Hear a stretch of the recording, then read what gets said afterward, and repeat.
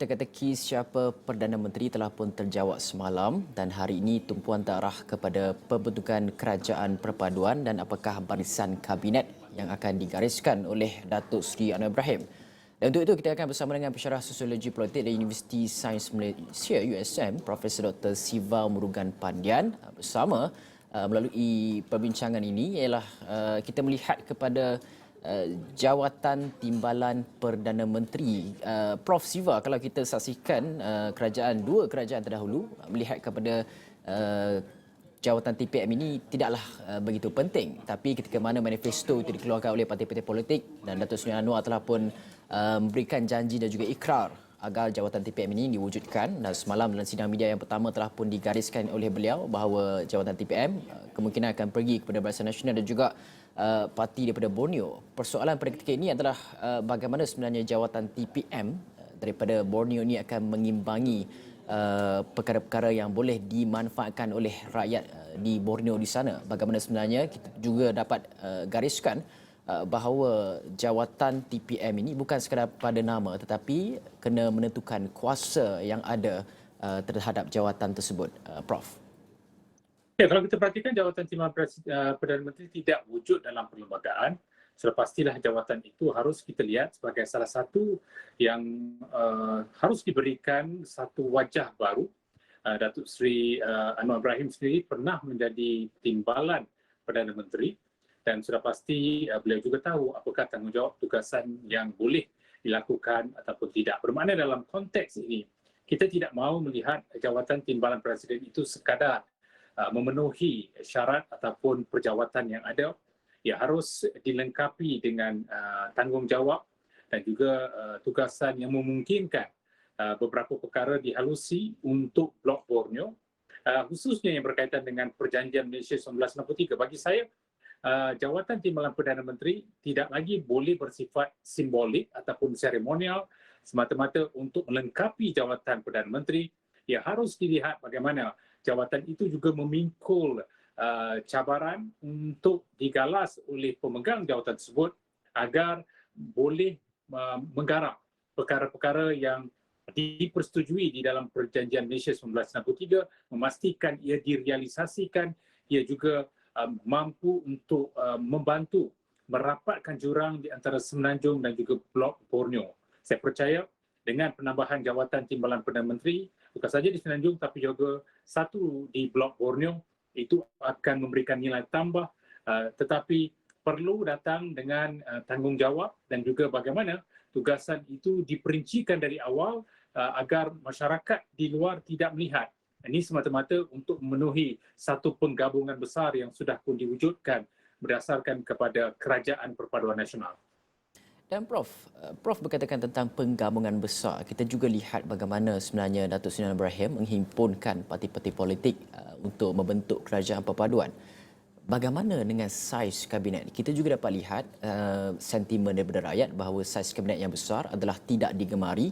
Bagaimana mahu pastikan bahawa saiz kabinet itu bersesuaian, reasonable, tapi dalam masa yang sama juga untuk memastikan bahawa parti-parti politik yang menyertai kerajaan perpaduan, jika mereka tidak diberikan jawatan, tidak diberikan peranan dalam GLC dan juga GLIC, mereka tidak berkecil hati, tetapi dalam masa yang sama tidak menarik sokongan kepada Datuk Seri Anwar Ibrahim sebagai Perdana Menteri, sekaligus akan memastikan bahawa keseimbangan ataupun keabsahan sebagai PM ini akan kekal dan kestabilan politik itu dapat dijaga dalam tempoh 5 tahun. Bagaimana ini dapat kita saksikan saiz kabinet dan juga keseimbangan untuk pastikan bahawa yang menyertai tidak berkecil hati jika tidak dapat jawatan? Ya, bagi saya yang penting adalah selepas belajar daripada pengalaman lepas, sudah pasti saiz yang kita mahukan adalah saiz yang kecil, padat dengan kualiti. Padat dengan kualiti sudah pastilah mampu untuk melengkapi beberapa perkara, termasuk usaha ke arah persetujuan blok bersama di dalam Kerajaan Perpaduan Nasional ini. Satu, ia mewakili waris wakil-wakil daripada setiap blok dengan angka yang rasional, praktikal. Kedua, ia juga harus memenuhi beberapa keperluan dari sudut perlembagaan rukun negara, baik dari segi agama, etnik, gender, berbeza fahaman politik sekalipun, mereka mempunyai aspirasi yang sama ke arah soal memulihkan kestabilan dan juga membawa pembaruan. Di sini kita melihat ia juga merangkumi kepentingan persempadanan negeri, baik di Semenanjung, Sabah dan Sarawak. Bagi saya, kabinet ini harus berwajah kelas 1. Kelas 1 di sini bermakna tokoh-tokohnya ada kebolehan, kewibawaan dan juga kemampuan untuk bersama dalam jemaah kabinet, diseliputi dengan nilai karakter mulia, nilai kebangsaan, nilai nasional yang berpaksikan kepada perlembagaan dan juga rukun negara sekali lagi. Bermakna kabinet ini padat dengan ketokohan, figura atau sosok yang boleh mempamer kekuatan kepada bagaimana mereka boleh tidak mengutamakan perjuangan parti, tidak bermakna mereka membelakangkan apa yang sudah diresap di dalam perjuangan selama ini, tetapi di peringkat kabinet mereka menampakkan kesungguhan untuk mempunyai keazaman politik agar mampu untuk mengenepikan perbezaan itu jadikan sebagai kekuatan, dan bagaimana setiap mereka itu ada peranan, ada fungsi mereka, ada kemampuan untuk mengimbangi apa saja perbezaan yang wujud supaya bersifat resiprokal, saling lengkap melengkapi di antara satu sama lain. Saya percaya dengan saiz yang padat tetapi kualiti itu dapat dipamer dengan menampakkan diri mereka di bawah seorang pemimpin yang sudah pun bersifat institusi ini, Datuk Seri Anwar Ibrahim, dilengkapi dengan satu pasukan yang berjiwa besar untuk menangani apa saja permasalahan dan juga mendepani cabaran bersama. Dalam konteks ini, tidak boleh menjadi kerajaan tebusan, kerajaan yang saling mempunyai prasangka dan sebagainya, tetapi menampakkan usaha untuk meraihkan kepelbagaian yang wujud, kerencaman yang ada itu menampakkan ke arah pembaruan, perubahan yang mahu dibawa. Dan saya percaya kabinet ini sangat penting. Dia menjadi penyuntik ataupun pemangkin kepada perubahan pembaruan, khususnya pemulihan ke atas soal perpaduan di peringkat bawahan. Jika di atas menampakkan kesepaduan mereka, saya percaya penyatu paduan di peringkat bawahan itu mampu direalisasikan. Jika masing-masing menepikan perjuangan yang mahu dibawa, buat sementara ada gencatan politik dilakukan dalam kalangan jemaah menteri ini supaya itu menjadi contoh kepada yang lain. Jadi saiz kecil, padat, kualiti itu harus mempamer pembentukan sebuah kabinet kelas 1 di mana mereka diselaputi dengan nilai perwatakan, karakter, personaliti yang boleh diteladani oleh orang lain. Dan Prof, ini juga soalan yang banyak saya terima. Datuk Seri Anwar Ibrahim dalam sidang medianya menawarkan kepada mana-mana parti politik untuk menyertai kerajaan perpaduan. Kita juga lihat tawaran itu dibuka kepada Perikatan Nasional, dan hari ini PAS melalui Istilah Agungnya Datuk Seri Taufiquddin Hassan telah pun menyatakan bahawa PAS berterima kasih kepada Datuk Seri Anwar dan juga akan membincangkan tawaran Datuk Seri Anwar untuk menyertai kerajaan perpaduan ini bersama dengan PN. Jadi persoalan pada ketika ini yang banyak dilontarkan adalah siapa yang akan menjadi peranan untuk semak dan imbang, menjadi pembangkang, dan adakah apabila menjadi kerajaan itu kesemuanya akan menyokong. Ini persoalan dilontarkan oleh kebanyakan rakyat ketika ini, Prof. Tentang kerajaan perpaduan, ia adalah satu grand design yang membawa ke semua blok bersama di dalam usaha untuk membolehkan perpaduan itu dipulihkan. Dalam konteks ini, semak dan imbang itu datang dari dalam gabungan. Mereka boleh mempunyai satu jawatan kuasa untuk membawa. Prof, sekejap kita terus pergi ke sidang media Datuk Seri Anwar Ibrahim. Harga barang yang mencekam dan menekan kehidupan rakyat. Jadi saya telah memohon supaya perbincangan lebih teliti dan tindakan segera untuk mengurangkan tekanan ini, dan saya akan adakan pertemuan segera dengan jabatan dan agensi berkenaan dalam masa terdekat. Dan kalau mereka tidak keberatan, saya akan mohon mereka mengadakan pertemuan khas hujung minggu ini atau selewat-lewatnya hari Isnin, walaupun saya faham cuti awam. Tetapi kalau mereka agak keberatan, maka saya boleh tangguhkan. Tapi saya percaya, kenal dengan komitmen pegawai ini, mereka faham bahawa tugas utama kita adalah untuk meringankan beban yang dihadapi oleh rakyat, terutama di peringkat bawah. Terima kasih banyak. Saya nak ke warung dan kemudian solat Jumaat. Ada suatu hal yang berkaitan tentang kedudukan kerajaan perpaduan ini. Datuk Haji G, Ketua Menteri Sabah telah maklumkan bahawa GRS juga secara rasmi akan menyertai kerajaan perpaduan. Ini bermakna kekuatan induk kita yang diumumkan semalam termasuk GPS Sarawak dan sekarang GRS Sabah yang menunjukkan bahawa kita hampir atau sudah mencecah kekuatan 2/3 ahli parlimen yang akan memperkukuh kestabilan politik negara dan boleh menumpukan perhatian dalam kerja-kerja kita untuk mengangkat martabat negara, mengukuhkan ekonomi dengan maksud untuk membela nasib rakyat. Terima kasih. Wassalamualaikum warahmatullahi wabarakatuh. Mengenai pembentukan kabinet bila akan diumumkan dan saiznya macam mana? Saiz kabinet tentunya akan dikecilkan dan saya juga minta supaya ahli kabinet baru setuju dengan usul saya untuk mengurangkan gaji mereka. Tapi ini dalam proses perbincangan dan persiapan. Sesegera mungkin. Perlahan mengikut parti bagaimana? Kita kan kena faham bahawa kerajaan perpaduan bermakna seorang Perdana Menteri harus merujuk kepada parti masing-masing dan yang akan mengusulkan nama. Jadi saya harus berikan pertimbangan sedemikian.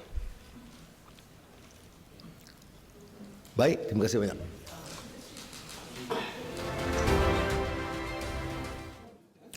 Okey, itu jadi sidang media oleh Perdana Menteri Datuk Seri Anwar Ibrahim berkaitan dengan pertamanya adalah untuk menangani kos sara hidup yang akan dilakukan pertemuan khas bersama dengan pegawai-pegawai daripada kementerian untuk hujung minggu ini ataupun hari Isnin depan. Yang keduanya adalah secara rasminya GRS Gabungan Rakyat Sabah akan menyertai kerajaan perpaduan. Ini bersekali dengan GPS yang telah diumumkan lebih awal. Yang ketiganya adalah berkaitan dengan mengurangkan saiz kabinet yang sebelum ini. Kita lihat banyak perbincangan dilakukan berkaitan dengan saiz kabinet dengan gaji mereka akan dipotong.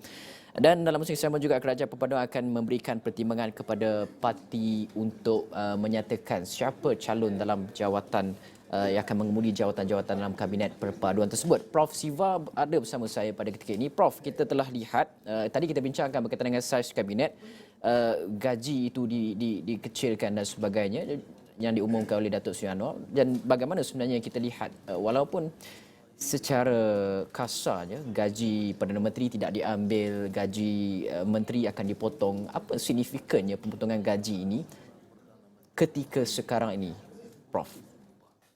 Ya, bagi saya, ianya memberikan suluhan kepada bagaimana Kabinet Perdana Menteri juga mahu bertanggungjawab ke atas beban yang sedang dilalui oleh orang kebanyakan ataupun rakyat di peringkat bawahan. Bermakna dengan tidak mengambil gaji, di mana kita tahu gaji itu besar maknanya kepada mana-mana individu sekalipun, tapi itu juga memberikan gambaran bahawa usaha ke arah melihat keluhan dalam kalangan rakyat sebagaimana dinyatakan oleh Datuk Seri Anwar Ibrahim bahawa beliau mahu melihat kabinet dan juga kepimpinan beliau adalah cerminan kepada rakyat di peringkat bawahan. Ia tidak mahu bersifat elitis, ia tidak mahu menjadi aktor politik yang mempunyai jurang di antara atasan dan bawahan, tetapi bagaimana jurang itu mahu ditangani termasuk dari sudut untuk memastikan apa saja yang dilalui di peringkat bawahan turut dirasai di peringkat atasan. Gaji itu barangkali salah satu indikator ataupun penanda aras kepada komitmen dan juga rasa tanggungjawab peringkat atasan ke atas apa yang perlu dilakukan. Susulan dari itulah kita lihat mahu ditangani adalah isu yang berkaitan dengan kos sara hidup dengan segera.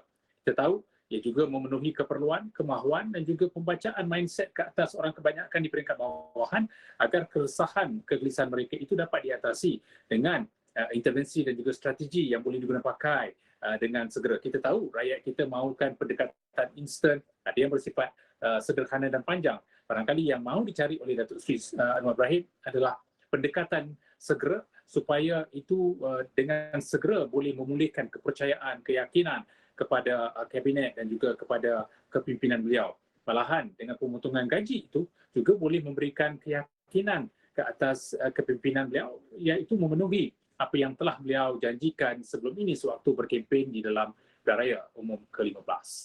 Dan Prof, dalam masa yang sama juga, kabinet peranannya masing-masing kita lihat ia satu peranan dan juga tugas yang cukup besar.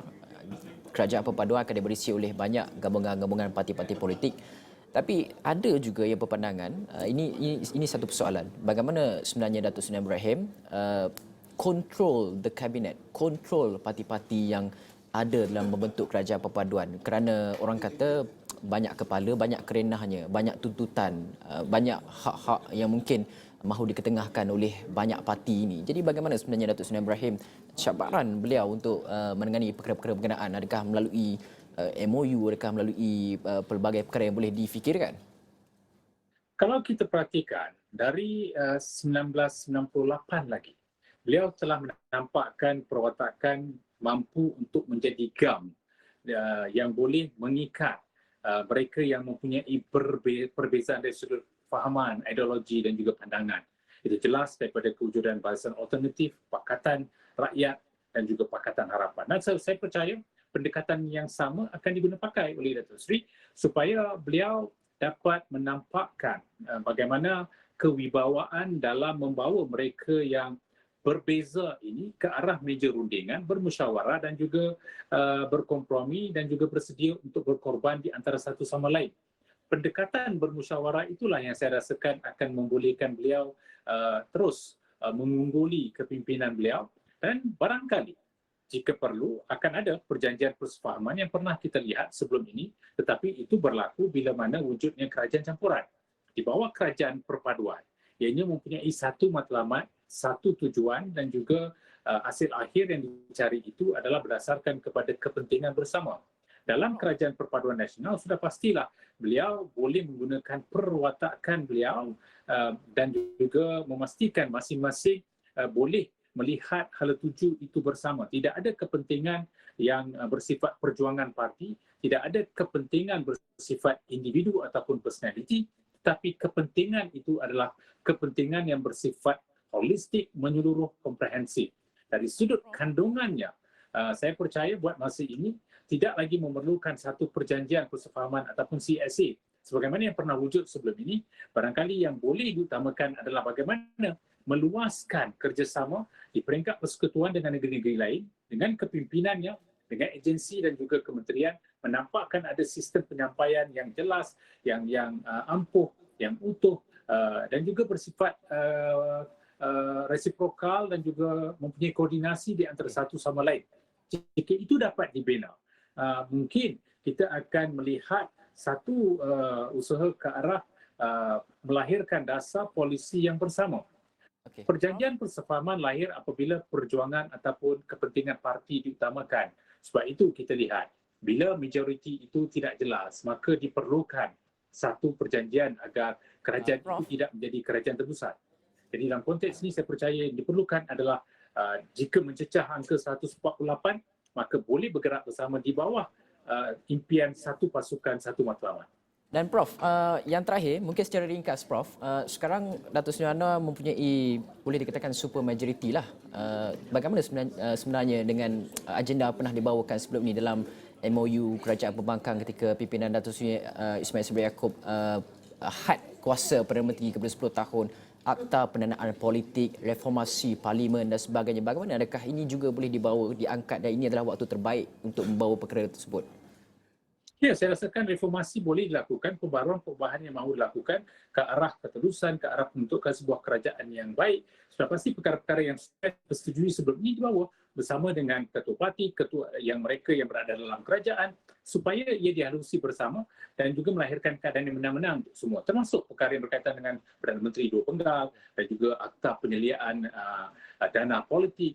itu merupakan antara perkara yang perlu kita halusi semula, dan dengan kepimpinan beliau yang pernah beliau sendiri suarakan, saya percaya yang lain juga akan bersama ke arah pembaruan dan juga masa depan yang baik. Kesemua itu memerlukan komitmen, rasa tanggungjawab, dan juga dalam grand design ini masing-masing tahu peranan mereka, tanggungjawab mereka, tanpa membelakangkan kepentingan parti, tetapi di peringkat nasional mereka menampakkan perpaduan. Itulah yang saya rasakan impian di sebalik Kerajaan Perpaduan Nasional.